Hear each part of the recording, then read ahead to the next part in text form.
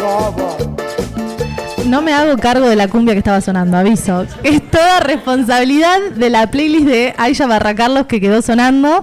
Pero bueno, vamos calentando el viernes, nos vamos preparando porque de acá la seguimos. O sea, después de Random se sigue en algún lado, terminamos con esta cumbia así. Bueno, ahí los vemos en pantalla. Llegaron nuestros invitados, que debo decir que entre amigos y familiares tenían expectativas. Dijeron, ay, pasen el link. Y yo digo, claro, cuando traemos gente copada nos quieren escuchar. La gente es así, ¿viste? Cuando empezás... Excelente, por eso está bueno ser más de uno. Viste, así estamos. Bueno, nos acompañan Walter Cornaz. Sí. Bien, perfecto, porque lo tenía mal escrito, yo digo, qué vergüenza. Diseñador de arte y Lola Cafardo, directora de arte, que ambos trabajaron en la serie de Moria, en la producción de Netflix de Moria. ¿Cómo fue esa experiencia? Bueno, a ver, se escucha. Hola. Sí, estamos. En principio, bueno, un desafío gigante. La verdad que es una serie de las grandes, ¿no? De plataforma que implicaba un abordaje, la verdad, bueno, muy de a poco. La verdad que fue mucho el tiempo de pre. En realidad es corto para el proyecto que es, y de hecho se adelantó un poco el tiempo y todo por esas cosas que tienen, porque querían largar la serie justo para el cumpleaños de 80 claro. de Moria. Entonces se iba a filmar en un enero y arrancamos en un octubre, inicio. Y después se mueven estas cosas, bueno, nada, condicionantes, y me parece que fue un acierto de todas maneras, porque digo, creo que hay algo que confluye en el cumpleaños de Moria con Moria, viste, a todo trapo, estallando totalmente. Entonces fue como, bueno, es una serie grande, difícil, por muchos motivos. Entre ellos, bueno, nada, la magnitud, el personaje, la responsabilidad del tono que tiene, digamos, nada, es muy amplio la forma de entrar, ¿no?, a un proyecto así. Lola. Sí, adhiero a todo lo que dice Walter. Fue complejo, creo que lo abordamos súper bien. Tuvimos un director que nos abrazó a todas las áreas y nos mancomunó en un viaje, y eso estuvo buenísimo. Fue fundamental que trabajemos todas las áreas juntas. Fotografía, dirección de arte, que es la nuestra, vestuario, make-up, porque había mucho trabajo con las Morias arriba, y de los extras y del resto de los personajes, digo, había muchísimo trabajo de caracterización. Entonces, bueno, tuvimos un desarrollo de previa que fueron más o menos 3 meses. Nosotros arrancamos bien temprano, así que 3 meses antes de ese, creo que empezamos el 16 de octubre a filmar. Y durante esa previa, bueno, nosotros nos abocamos muchísimo primero a investigar sobre Moria, sobre Argentina en las distintas etapas, ¿no?, como para contextualizar también socialmente un poco lo que estaba pasando, que siempre es importante ponerlo en contexto, Latinoamérica. Pero bueno, muchísimo sobre Moria, porque también todos conocemos mucho de Moria, pero había que ir un poco más allá. La intimidad también. Total, sí, y mucho lo que no tenemos tanto, que no, digo, por ahí había como fotos o algunas imágenes de los 70s de ella, pero no mucho. Nosotros trabajamos mano a mano con Sol Miraglia, que ella tiene, bueno, recopiló todo lo que dejó Estudio Luisita, que fue un estudio de foto de los 60s y 70s en Buenos Aires, que hacía fotos sobre todo de gente de la revista porteña, actores, actrices, cantantes, etcétera. Entonces, bueno, trabajamos con ella mucho, nos dio mucho material, pero bueno, un poco esto que venimos también siempre hablando con los chicos es, después que tuvimos toda la investigación hecha, nosotros teníamos que crear un mundo, porque no es una serie costumbrista o tradicional, no lo contamos de manera... No está narrada en forma tradicional. Entonces también, bueno, a partir de ahí, una vez que ya tenías toda la data dura, bueno, a construir un mundo y a imaginarlo y a diseñarlo, y ahí es cuando empezamos a laburar las distintas áreas. Sí, algo que hablábamos también previo a que lleguen ustedes, esto de que notamos con Maca que cuando vimos, a mí me voló mucho la cabeza la composición más allá del guión y la historia. Ya que arranque con una maqueta, para mí fue como, me voló la cabeza esta idea de Moria Godzilla como en un alterno viendo y que había muchas, mi cabeza voló, fue como listo, me perdieron ahí, yo no sé qué más contaron, quedé viendo eso, y que contábamos con Maca que si uno se pone a ver la serie y a contar la cantidad de escenarios, porque están en la habitación, después es el camarín, después del camarín, el otro camarín del otro teatro de Mar del Plata, que el auto, que la casa, que la habitación, como que fue una cantidad de escenarios que quedamos tipo, debe ser un re laburo crear cada escenario puntual. Sí, es muy grande. Nosotros nos dedicamos específicamente, digamos, para entrar un poco en qué es lo que hacemos, ¿no? Porque, digamos, si bien ya es como, yo le explico a un taxista o a mi abuela que es un director de arte, ya igual suena raro, ¿viste? Sí, ¿Dirigís el arte? ¿Qué es eso, digamos? ¿No? Pero son áreas que tienen que ver con la dirección de un equipo que constituye, digamos, y contextualiza los espacios donde habitan diferentes relatos, diferentes narrativas, digamos. En este caso, los lugares que habitaban son bastante disruptivos, digamos. Ya desde el guión, como vos bien decís, todo el tema de entrar con una maqueta es como que, bueno, te invita ya de una manera que fue el gancho más grande. Esa es la cabeza de Javi, que junto a su equipo de guionistas, con Martín, digamos, o sea, bueno, es muy atractivo cuando te llega un guión así y que no es una biopic tradicional, que no es simplemente, digamos, algo que tengas que representar, que igual es muy jugoso y muy lindo. Nosotros disfrutamos mucho de construir y de contextualizar y digamos, de desarrollar todos estos escenarios, pero este tenía algo como muy particular que como no se hace tanto y es a gran escala, la verdad que de alguna manera, como bien decía Lola,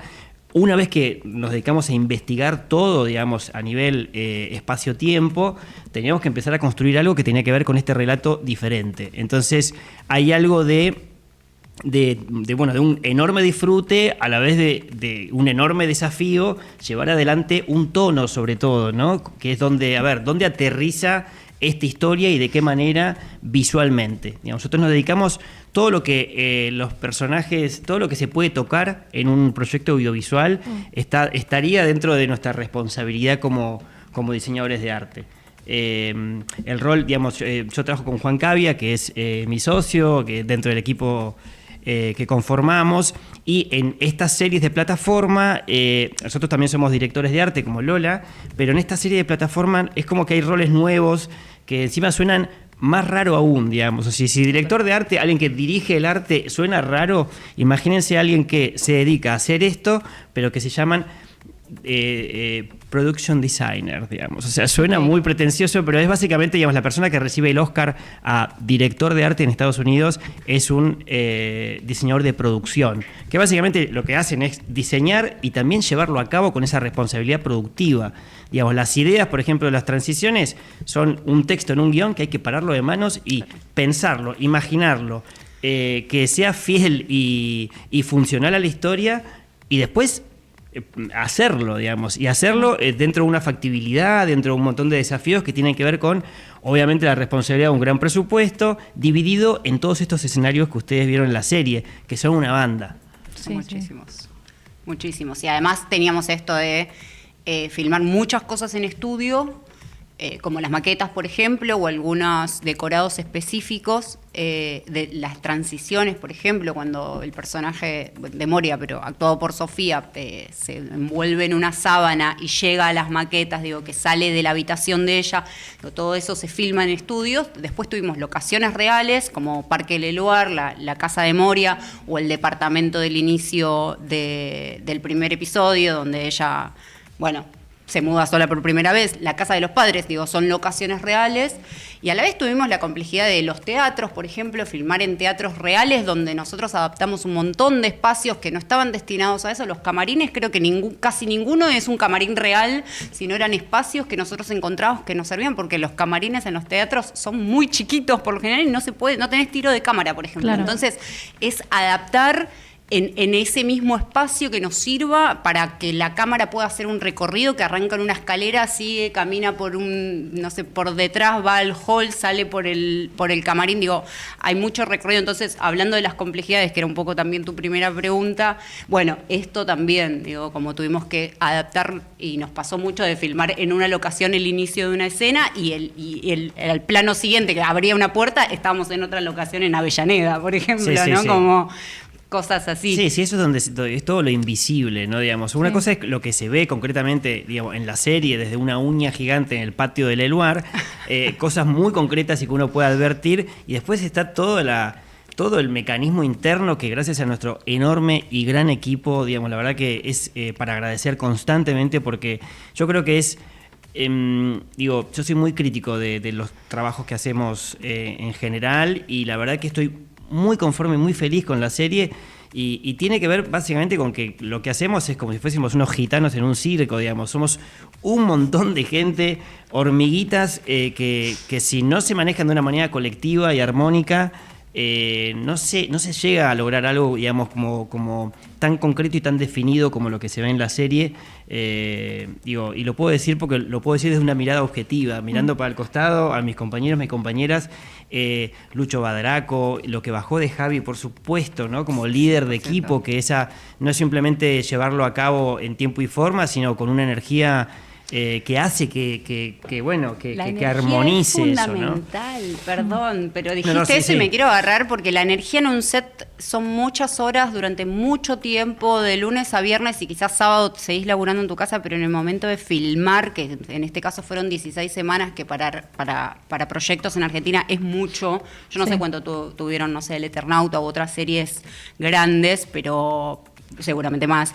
Pero bueno, 16 semanas es mucho tiempo de rodaje. Digo, y pasás 14 horas por día con ese equipo. Entonces eso es muy importante, la energía que te baja el director y la energía que hay en el set, porque además son espacios, lo que decía antes, como espacios chicos, estás con el cuerpo, vas en el momento de ocio que es sentarte a comer, te sentás a comer con esa misma gente, no es que te vas... Sí, también los tiempos apremian, digo, porque me imagino que si grabás en un espacio público, no sé, la escena del auto que discuten o lo que sea, tenés que hacerlo en un tiempo medio récord porque se te va la luz y ya perdiste ese tiempo y esa escena también. Sí, nosotros filmamos en la Facultad de Derecho y filmamos un día que era feriado porque no había clases, digo, y esa era la fecha que podíamos ir a filmar el 8 de diciembre, creo que fue, era un feriado.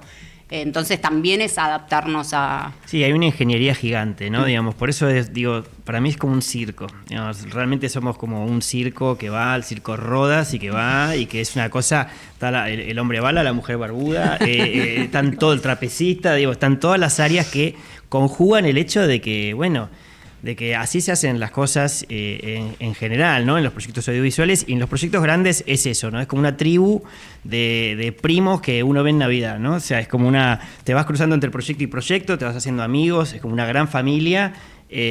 Obviamente cuando ya empezás a tener un poquitito de carrera es como un placer, y además nos vamos dando la mano, ¿no? O sea, cuando entramos al proyecto con Juan, la verdad que también convocamos a Flor Tellado, que es la vestuarista, que la verdad que la rompió, sí. y qué bueno que dijo que sí, y cada uno le va dando la mano a otro como para también invitarlos a un proyecto, para tratar de estar en el mejor proyecto posible, para asegurarte también de que las cosas salgan de determinada manera. Nuestro equipo, la verdad que es un equipo grande, dentro de lo que, ¿no? Grande y necesario para el tipo de proyecto que es, y la verdad que tuvimos mucha suerte, la verdad, de poder contar con ellos.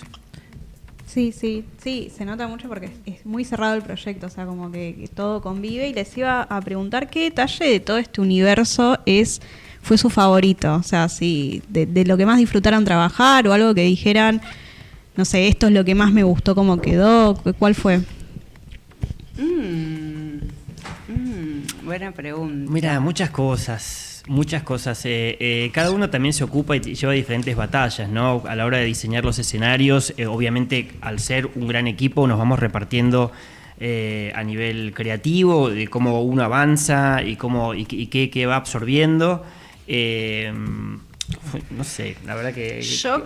Y un poco lo habíamos hablado, digo, a mí siempre me flashea mucho el diseño gráfico y plástico en general. Entonces vos también, sí. tenemos como principal obsesión, pero fetichista también, digo, desde el deseo y desde gustar, por irnos a los detalles con esas cosas, y el finish de algo que imprimimos, hicimos pruebas sobre distintas texturas o distintos soportes. Entonces, como todo el trabajo previo, trabajamos con Nico Granja, nuestro diseñador del área de ambientación, después hubieron también otros diseñadores, Y todo ese laburo y estar encima y la ida y la vuelta y feedbackear, digo, desde cartelería y cosas súper grandes hasta cajitas de fósforos. Digo, como eso, claro. Fotos, millones de fotos y las retocamos, digo, como hubo mucho trabajo. Y por un lado lo gráfico y por otro lado lo plástico también. Trabajamos con obras de artistas plásticas argentinas, Orne Posetti, sí. Marce Canevari. Y con Cata Alberici, eso es para la casa de Leluar específicamente, después con otras personas más, pero digo, como trabajar con... a mí me interesa mucho la multidisciplina, vengo bastante del palo de las artes plásticas, mi mamá es artista plástica, entonces como desde ese lado lo llevo medio en la sangre, entonces siempre como poder traer obra plástica real, pintada por gente de verdad, no hecho con IA, digo, como, y ponerlo, y plantarlo en un set, y que conviva, y que cuente, y que narre, no sé, las obras de Orne, que son figuras femeninas re empoderadas, no quiero usar esa palabra, pero por otro lado es eso, ¿viste? Es que como sí. minas con armaduras, en un momento en el que el arco narrativo de Moria está súper heavy y que la está pasando mal y digo, están pasando cosas y ella se está redescubriendo, rematerializando, entonces digo, me parece que dialogan muy bien con lo que va pasando a nivel guión, sí. Las obras. Sí. A mí sí. Un poco eso contestando. Está buenísimo, además que sean argentinas, argentinos, digo, hay algo también del nutriente de lo que representa Moria, ¿no? Como ícono argentino, como y hay algo también, a ver, tomando y yéndome para la pregunta que habías hecho, porque son tantos los factores, yo estoy muy contento con varias cosas, entonces estaba eligiéndolo en mi cabeza, pero si hay algo realmente extraordinario que tiene la serie es lo que vos nombrás al principio, digamos, todas las maquetas, la verdad que tuvimos el placer y honor de poder trabajar con Leonor y Ro del estudio Los Chinos, con su equipo que son bárbaras y bárbaros. Y no es normal eso, digamos, poder jugar, y son las razones por las cuales por lo menos yo me metí a esto, digo, ¿no? O sea, vos decís, joya, voy a estudiar cine, de repente, bueno, uno tiene la expectativa de las películas que veía de chico, o por lo menos yo, y las películas que veía de chico, al principio tenía una presentación de HBO Olé, que tenía una maqueta de un plano que iba sobrevolando una ciudad, que terminaba con el cartel de HBO, todo práctico, todo físico, que, bueno, tiene un romanticismo del cual nos agarramos muchísimo, que no se suele hacer, digamos. O sea, son maquetas físicas con un micro detalle, que cada pequeña cosa, cada cartelería, como decía Lola, están hechas específicamente, están hechas, sí. Diseñadas, procesadas, impresas, pegadas, sí, colocadas en el lugar, iluminadas, y, o sea, es una cantidad de capas que no es normal. Entonces eso está buenísimo, digamos. O sea, a ver, como no es normal, los cascarudos del Eternauta, y es fascinante que eso suceda acá en este país, digo, loco, esas son las razones realmente como fantásticas, ¿no? De lo que por lo menos para mí representa el cine, si bien es una serie, porque la verdad que es un lenguaje que es episódico, pero digo, lo tratamos con una cinefilia y con un interés desde ese lugar. Bueno, a nosotras nos pasó que lo hablábamos, que lo vimos casi, bueno, yo lo vi en un día y el último capítulo mi novio me dijo, no veas este capítulo hasta el día siguiente que yo llego, así que tuve que esperarlo, pero hablamos esto de cómo se sentían ustedes, y por ahí era como una pregunta que teníamos, si les pasa que a ustedes les llegó tipo, no sé, 6, 7 meses a hacer la producción, y gente como nosotras que estamos muy al pedo en nuestras casas, lo vemos en un día. O sea, es como, se sienten halagados o decís, flaca, mira más, presta atención, anda pausando, es como, prefieren que lo vemos todo un... Yo recomiendo que la vean por lo menos 2 veces. Ok. Porque sí, me parece, porque yo como espectadora, por ejemplo, volviendo al Eternauta, la vi 2 veces, porque una vez la ves y asimilás, y la historia del Eternauta ya la conocíamos, y la de Moria también, más o menos, pero la ves. Y me parece que la segunda te permite otra capa de lectura, que son series que por suerte tienen eso. Digo, me parece que en el caso de Moria digo, esto tiene como muchas capas para poder ver, o detalles, o cruces, o guiños, yo siento que en la cárcel hay un montón, como hay tantas extras y tanto impacto visual, que hay algunas cositas que no se terminaron de ver, y guiños que nosotros hicimos, y bueno, digo, véanla otra vez. Sí. No importa si se la quemaron en un día o si le llevó un mes. Digo, para mí Sí, estamos acostumbrados también, digamos. Y sobre todo nuestra área está muy acostumbrada a que uno trabaja al servicio de un relato para armar todo este despliegue, y después a veces quizás se ve un bajo porcentaje del trabajo que está hecho. Por eso a nosotros particularmente yo saco fotos de todo el tiempo, para que por lo menos quede registro de esa experiencia que también nos da la potestad de poder demostrar que la atravesamos, inclusive para autorreferenciarse, pero no desde un lugar de ego trip, sino como de decir, mira, esto está hecho, y te puedo decir que mira, que acá fracasé en esto y acá triunfé en esto, y hay algo de la experiencia que es un poco empírica y concreta, y hace que, bueno, que podamos registrarlo como para poder demostrar eso.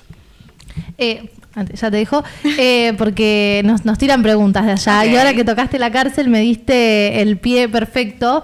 Dicen, el capítulo de la cárcel, ¿cómo lo recrearon? ¿Fueron a la cárcel que estuvo tipo a buscar o se besaron en fotos? ¿Cómo fue la recreación de esa escena? A ver, un poco lo que hablábamos antes tenía que ver con, obviamente, la información de lo real, lo tomamos para romperlo. O sea, tenemos que saber de pe a pa y tenemos que saber ser las personas que más saben del tema a nivel estético o por lo menos contextual. Después estaba en nosotros también saber que el tono al cual nos invitaba Javi era un tono más disruptivo, donde, esta es la cárcel de Paraguay y venimos ahí estamos viendo imágenes para la gente que por ahí está Fer, mirá Fer, en Contraluz. Estamos viendo ambientador fotos. General, es un capo. La verdad que el laburo es exquisito, la cantidad de detalles que hay, y parte de nuestro, nos basamos en esa cárcel de Paraguay, pero también la atravesamos por el rayo casanesco para también terminar la serie no de una manera sórdida. No era el tono, entonces empezamos a jugar un poco con ese despliegue multicolor, ¿viste? O sea, de hecho la locación tenía un piso precioso que tomamos y empezamos a agarrar la paleta desde la base que tenía la locación, que era muy sólida. Entonces desde ahí empezamos inclusive con todo ese mural del pastor, y el mural está dragueado por las chicas que estaban ahí. Entonces hay algo de ese, de esa transformación, de esa reinterpretación de esa realidad que tiene el tono de esta serie, que nos dio recontrapié para poder jugar así. O sea, tomamos eso, lo rompimos, le pusimos color y Moria por todos lados. Mira, ahí estamos viendo el mural que decían estaba buenísimo. Era un poco para también, era el último capítulo de la serie, no podés cerrar, sobre todo después de ver las cosas que ya, no quiero spoilear nada, pero se ven un despliegue de un volumen de ese tono a nivel colorido que no podía cerrar de una manera, porque no es hiperrealista al pie. Tomamos lo que tomamos de la realidad para poder construir nuestra realidad a través de los ojos y la cabeza de Moria. Sí. Hace un rato estabas hablando del cine, de que trataron esto como un proyecto de cine, y les quería preguntar si usaron alguna película o serie como referencia, ¿no? O de dónde, más allá de leí en una entrevista que dijeron que los audios que mandaba Moria y eso, pero ¿dónde fueron buscando sus referencias? Muchas, ¿no? O sea, desde muchos lugares.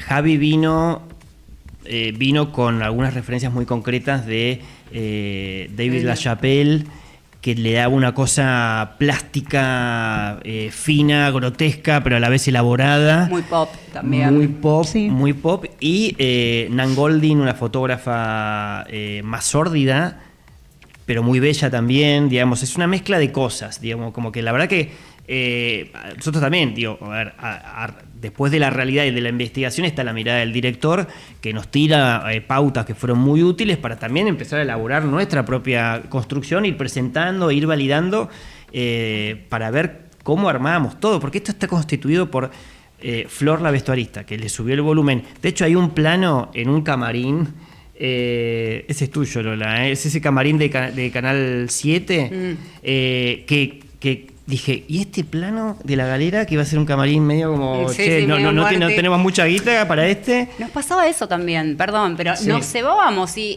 un camarín que bueno, es un camarín de un canal público, como de una época que Moria, no sé, como hagámoslo más sencillo, no sé qué. Y de repente empezamos a rosquear y veíamos un par de referencias y dijimos, no, vamos por acá, el camarín original ya está pintado de celeste. Bueno, dale, viste que era como, no, todos nos cebábamos un poco dándole rosca y Sí. no me acuerdo que el vestuario. Es que hay algo que para mí Claro. que convive mucho, que es el color Ah, rojo, rojo. el rojo en esa Ah, quedó escena. alucinante, no Claro, hablamos yo vi de ese eso. cuadrito y dije, bueno, esas cosas que también uno bueno, nada, lógico, ¿no? O sea, el equipo, y sobre todo con Juan, al ser en este rol de diseñadores de arte o diseñadores de producción, tenemos una mirada más panóptica, ¿no? De poder ir trabajando. Lola estaba más a cargo del set y de algunos sets muy puntuales, pero siempre estaba muy de la mano con Javi en el set. Obviamente con el resto del equipo, pero la maquinaria hay un equipo que está laburando lo que tenemos que filmar al día siguiente o pronto a filmar, la gente que está en el set filmando y la gente que está desarmando todo lo que ya filmamos. Claro. Entonces hay una maquinaria donde,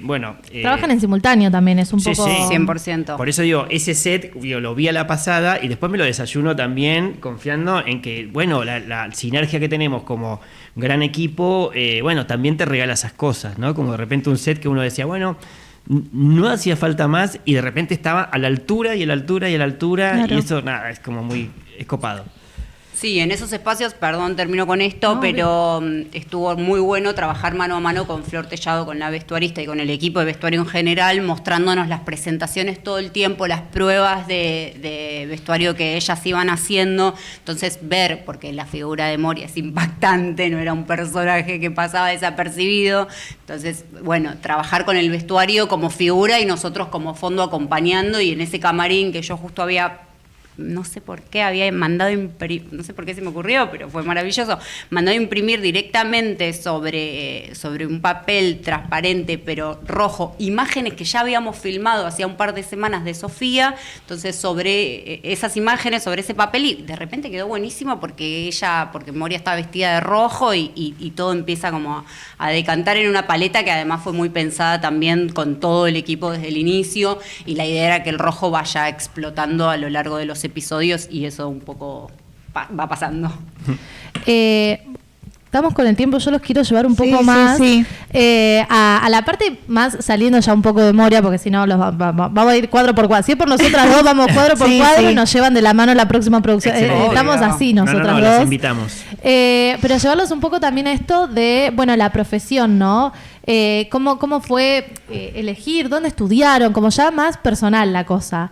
No sé si quieren contar un poco de eso. Mirá, yo me estoy yendo ahora a una proyección en el Gomont de la película de Capanga Todoterreno, que es de mis orígenes, con el grupo con el cual hacía películas en Aedo. Yo soy autodidacta, empecé filmando desde los 12 años con camaritas y estábamos vestidos de negros, hacíamos algo de ninjas. Si teníamos una palangana, hacíamos de las tortugas ninja y nos la poníamos en la espalda, y empecé jugando, filmando en VHS, y se está haciendo la retrospectiva ahora de este grupo con el cual yo aprendí muchísimo, es casi mi escuela. De hecho, ahí lo conocí a Juan Cavia, mi socio. Esta productora se llamaba Farsa Producciones. Hicimos películas de zombies, Plaga Zombie, Filmatron, ganadora de un Bafisi, premio del público. Bueno, nada, mi carrera tiene que ver con el barro total, el barrio de Aedo, cámaras y una evidente falta de deporte en nuestras vidas. Entonces, lo que hacíamos los fines de semana no era jugar a la pelota, sino filmar cositas. Entonces, yo vengo muy de ahí, digamos. Después, la carrera, porque esto es un trabajo muy de oficio también, ¿no? O sea, hay algo de... Obviamente estoy rodeado de gente que ha estudiado cine y que tenía como... que traía sus aportes desde un lugar quizás un poquito más académico, pero mi experiencia es muy desde la autodidacta total, digamos, de ver películas y tratar de copiarlas. Claro, tener como una visión también, ¿no? De un gusto y decir, bueno, quiero hacer, o quiero replicar, o quiero ver cómo funciona atrás, ¿no? Que hay mucha gente que por ahí se da maña en fabricar cosas, decir, bueno, yo desarmaba la radio para saber cómo andaba y tratar de hacerla de vuelta, digamos, ¿no? Total, es como en la cancha un poco, bueno, también se aprende. Entonces, yo vengo de ahí. Sí, entrenar el ojo, ¿no? Yo creo Sí. que hay mucho del ejercicio de entrenar el ojo. Mi Mi formación fue un poco más formal. Tuve un paso por Ciencias de la Comunicación en la UBA y después estudié guión y de guión pasé a Artes Audiovisuales en la UNA y ahí ya empecé a trabajar y no lo pude hacer compatibilizar, así que faltándome 10 materias abandoné. Quizás algún día termine, me gusta mucho estudiar, ¿Por qué no? entonces sí, obvio, en pandemia traté de retomar, porque dije, bueno, online y qué sé yo, pero bueno, tampoco.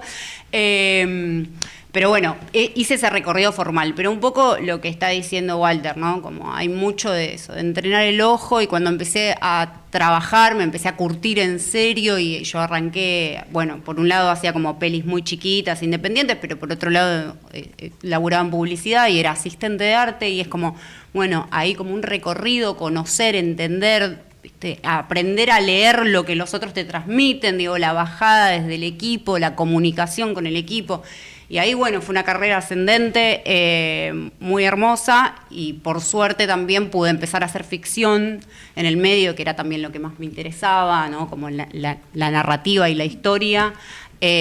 Así que, bueno, fui siempre mechando entre ficción, en series, cine, publicidad, videoclips. Sí, cada uno tiene como sus propias reglas, ¿no? O sea, la publicidad tiene sus reglas, la ficción tiene sus reglas, digamos, como de formatos, de nivel de presentación. De hecho, que yo creo que lo mejor que aprendí haciendo publicidad es, en principio, trabajar con recursos, digo, al margen de toda esta independencia de estas películas que hacía con Farsa, a trabajar con recursos y también a esa urgencia de productores bravos que siempre había que presentar a un nivel de detalle lo que ibas a hacer, y eso nos ayuda muchísimo porque a la hora de poder generar un proyecto como el de Moria, que necesitamos hacer una Biblia ordenada, ¿viste?, de bajadas a un gran equipo, eso la verdad que lo empezamos a volcar a la ficción de una manera muy ágil y que nos ayudó muchísimo a poder, en principio, hacerse entender, a poder volcar las ideas, a que uno pueda hacer una sinapsis y que con 3, 4 slides, digamos, podamos entender cuál es la bajada de, no sé, el pabellón de la cárcel de Moria, ¿no? Por dónde tenía que ir el equipo, porque el equipo después tiene su autonomía, las ambientadoras, la jefa de props, cada uno de los integrantes tiene como un desarrollo y todos son pequeños directores de arte dentro de su pequeño mundo, digamos. Claro. Así, cuando vas a 11 a ver, tipo, a traer elementos en una santería, hay una elección con criterio que, si está bien bajado, también llega hasta ahí ese criterio, ¿no? Y bueno, y el equipo con el cual trabajamos, por suerte, nada, tiene muy buen gusto, se entendía súper bien, qué sé yo, todo eso sirve mucho. ¿Tenés alguna más? No, a mí, la verdad, bueno, me encanta. Pensaba mientras esto de que hablaban, ¿alguna vez les pasó en algún proyecto esto que vos pensaste, te lo imaginaste y de repente te trajeron un santo horrible, una cosa que vos decís, ay, qué fea esa silla que trajeron? Sí, o sea, pasa. ¿lo acomodan o es como que se la blanqueas un poco? ¿Qué pasa cuando a veces ese trabajo no está, como equipo no está tan aceitado en esos proyectos?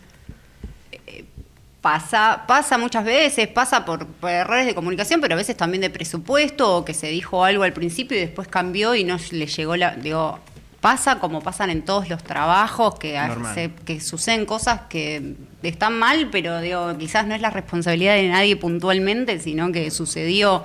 Y bueno, y ahí a ver los recursos, digo, depende. Muchas veces si llega la silla mal y es una compra, se puede pintar, se puede refaccionar, tenemos utileros que están ahí en el set, le pueden poner tachas y lentejuela y 2 stickers y de repente funcionó. Sí, o empezar a ver toda la casa donde estamos, a ver qué silla puede funcionar, y también sucede eso, digamos. Sí.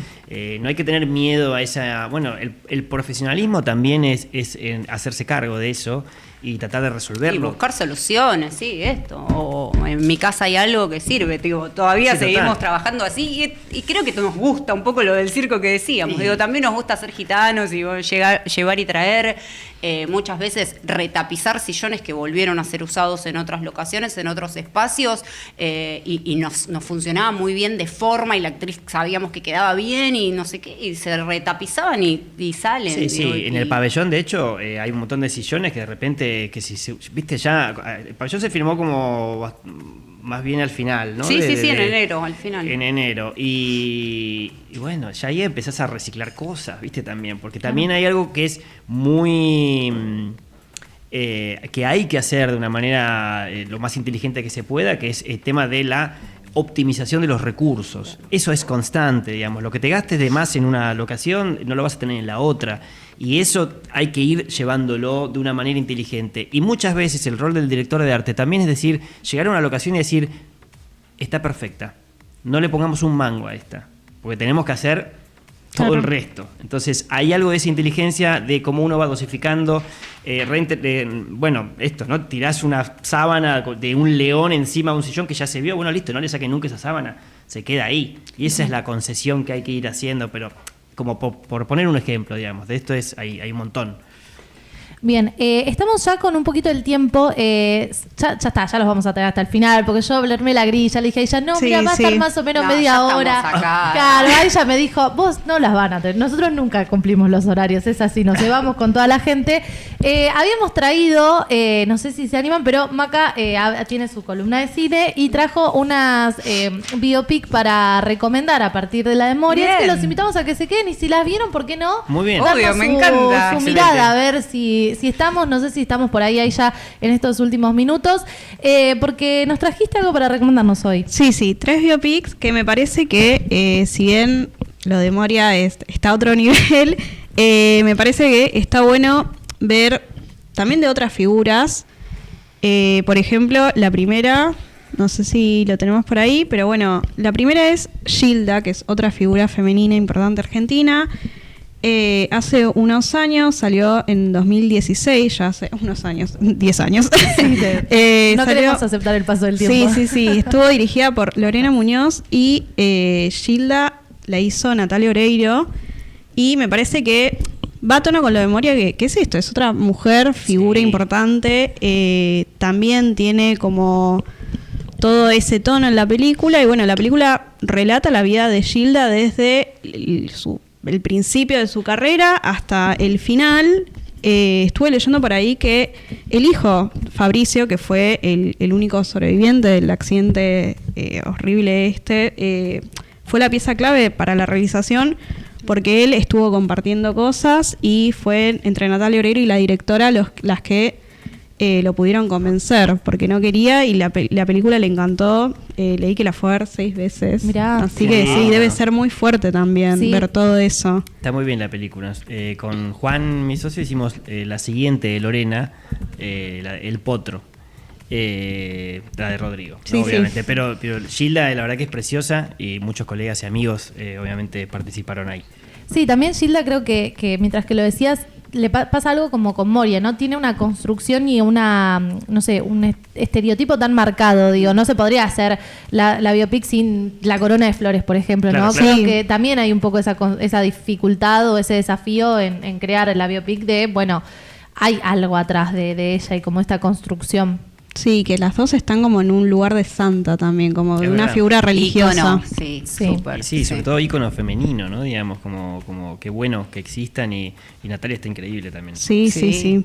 Bueno, la segunda que traje es Rocketman. All That Jazz, que no sé si la vieron. Es una película. Yo esta no la vi, acá voy a hacer la Agus de la mesa, no, me bajé en esta, no la vi, no sé de qué estamos hablando. No, es excelente, es del 76, dirigida por Bob Fosse, que fue en Broadway, hizo películas como Cabaret, tiene un estilo muy único y es una película que él como reimagina lo que pasaría mientras tiene una cirugía. Y también tiene un final que no se los voy a spoilear, pero está como que fue algo muy ligado a lo que le pasó después. Pero es una película que también tiene muchísimo diseño, tiene esto, Sí. me hacía acordar de lo de Moria con lo de las luces, Broadway, todo esto. Le diste en el clavo. Quiero decir que le diste en el clavo. Fue película. Fue película de referencia, sobre todo en algunos momentos. Yo creo que nunca la vi entera, pero sí fragmentos y la tuvimos, la referenciamos para algunos momentos de Moria. Sí, Lucho Badaraco la trajo también muy puntualmente porque hay algo de cómo imprime la luz y de la sensación del pasado también que se cuenta mucho, ¿no? Con ese tipo de sensación del pasado y de pero es bárbara la película, está muy bien. Sí, sí, también tiene esta cosa como le pasa en la serie de Moria, que es como transitar esta línea temporal en diferentes lugares, esta imaginación, estos recuerdos. Muy bien asociado, sí, lo trajiste a colación. Muy bien. Muy bien hiciste la tarea, leíste sí, bien la... Cinéfila otro día. Sí, pero me pareció como muy acertado eso y está muy buena. Y por último traje Rocketman, una que es más actual, que también tiene estos brillos. Es una película, es la biopic de Elton John, que también estuvo muy involucrado en el guión y quiso contar como de una forma muy sincera todo lo que iba pasando. Hay momentos en las películas que, en el caso de él, queda como algo villanesco por las contestaciones que tiene y todo, pero también tuvo una vida muy de glamour, de cómo empezar. Esta también tiene una cosa más fantasiosa porque es un musical con las canciones de él. Pero bueno, también me parece que es importante esto, que es algo que se ve en la serie de Memoria, que es honestidad. Y que acá también se rescata, porque estábamos hablando antes con Pau, que a mí, por ejemplo, la biopic de Queen, me parece que la hicieron los integrantes que quedaron vivos. Hay momentos que decís, no sé si esto fue tan así, pero me parece que está bueno como todo este juego de luces, del brillo, del glamour. Y de las partes cuando se apagan esas luces y ya no queda algo tan glamoroso y ves a la persona real, no al personaje. Total. Y a mí me parece que eso también es lo interesante y un poco corrernos de biopic como un documental, sino poder mostrar algo más, porque es lo mismo que hablábamos antes. Digo, de Moria tenemos 10 millones de clips y prendemos y siempre va a haber Moria en todos lados y es bárbaro. Pero creo que lo que decías recién, digo, que se muestre con honestidad también la persona más allá del personaje, que podamos descubrir algo más que lo que nos muestra YouTube en un clip que vimos 500 veces. Y eso lo hace más enriquecedor al proyecto, digo, a la pieza audiovisual y también en el deseo de nosotros trabajar. Cuando leímos el guión y encontramos que Moria no era solo la que le gritaba al decorado en el Bailando por un Sueño, que había detrás de eso millones de capas de una mujer, de una madre, de una luchadora, viste, como, y era, bueno, fue muy interesante. Entonces digo, me parece que esto de la honestidad con la que se cuenta Moria y con la honestidad que nosotros también elegimos narrarla, es muy lindo. Me parece que le suma siempre un porotito más. Sí, que eso un poco lo que hablamos antes, justamente, ¿no? De que yo tenía como mis dudas con la serie de Moria, porque Moria es un personaje muy autorreferencial y es quien es por eso también. Pero me imagino que en ese autorreferencial decís, bueno, hay cositas que voy a tapar, no es necesario que se vea todo lo malo. Y me sorprendió un poco eso de la serie, que también, de manera también como un poco con una elipsis, porque obviamente no pueden contar toda la vida de ella, pero han mostrado sus sombras también en eso y creo que eso está muy bueno. Pero bueno, nos estamos quedando sin tiempo, ya nos pasamos unos minutitos. ¿La pasaron bien? Súper. Bien, muy bueno, bien. qué bueno, muchas gracias por venir el día de hoy. Posiblemente los estemos molestando nuevamente porque ya está, es que es como una secta. Ustedes dicen acá y ya los vamos a llamar todo el tiempo. Me encanta, aguante la UBA, aguante... Porque la universidad pública. Aparte nosotros no llegamos a hablar con ustedes los proyectos musicales también, porque los stalkeamos y no llegamos a hablar de eso, así que van a tener que venir una segunda parte para hablar de esos proyectos musicales, próximos proyectos también que estuvimos viendo. Han tirado la pregunta si ya sabían si iba a haber una parte 2 de Moria también. No sé, la tiro, les voy tirando ahí posibles puertas que van abriendo los oyentes. Pero bueno, les contamos a la gente que igual está en el Zócalo. Nos acompañan Lola Cafardo, muchas gracias. Y Walter Cornaz también. Los pueden seguir en Instagram, así, @Lola Cafardo. Sí. @Walter Cornaz también. Ahí estamos, gracias. Ahí ya que le pasamos ahí. Y también pueden ir a seguir, no sé si tenés la cuenta de la otra, la de la dupla, ahí estamos. Ahí el estudio también lo pueden ir a seguir y ver todos los proyectos. Y bueno, ahí a nosotras nos pueden llamar y ir de la manito la próxima cosa. Nosotras vamos. Me encanta. Cuando tengamos nuevas cositas las traemos acá. Estamos calladitas, pero la verdad que a mí el cine es algo que me encanta, la producción sobre todo, me gusta mucho el detrás. Bueno, a Maca le gusta todo. Maca no hay problema. Vos necesitas botella, ya te sube el café, no hay problema. Va a contarle de estar en el set, nosotras chochas. Pero bueno, muchas gracias por haber venido el día de hoy. Muchas gracias a toda la gente que estuvo del otro lado, que nos hizo el aguante, que nos mandó preguntas, todo, que nos hizo el aguante hoy.